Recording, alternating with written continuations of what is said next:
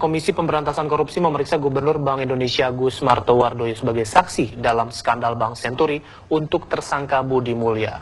Agus Martowardoyo diperiksa terkait kehadirannya sebagai Dirut Bank Mandiri dalam rapat komite penentuan Bank Senturi sebagai bank gagal berdampak sistemik kala itu.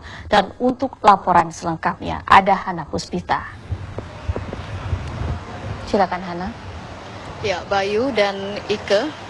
Bayu, Ike, dan pemirsa, benar sekali bahwa hari ini Komisi Pemberantasan Korupsi memeriksa Gubernur Bank Indonesia Agus Martowardoyo.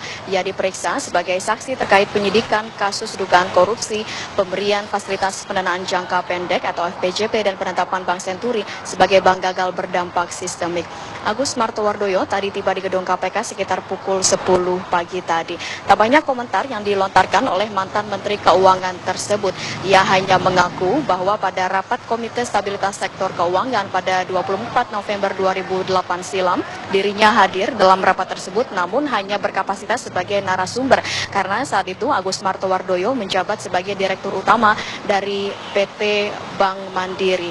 Dan pemirsa, dalam rapat KSSK yang juga dihadiri oleh mantan Menteri Keuangan Sri Mulyani dan mantan Gubernur Bank Indonesia Budiono tersebut, muncul kesepakatan yang menyatakan bahwa Bank Senturi merupakan bank gagal berdampak sistemik sehingga butuh dana talangan senilai 6,7 triliun rupiah yang kemudian dikucurkan melalui lembaga penjamin simpanan atau LPS.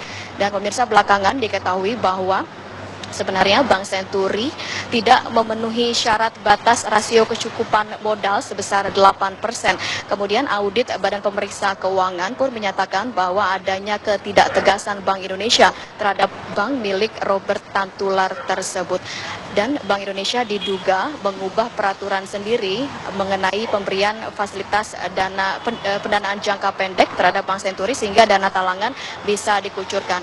Belum lama ini pemirsa, beberapa waktu yang lalu baru saja Robert Tantular yang didampingi oleh kuasa hukumnya Andi F. Simangunsong menyatakan bahwa dalam surat manajemen Bank Senturi pada November 2008 menyatakan bahwa saat itu Bank Senturi yang sedang mengalami kesulitan likuiditas karena krisis ekonomi global hanya membutuhkan dana talangan atau plafon senilai 1 triliun rupiah.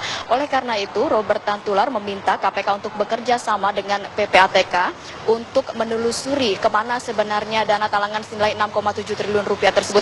Apakah memang untuk keperluan Senturi atau dinikmati oleh pihak-pihak tertentu.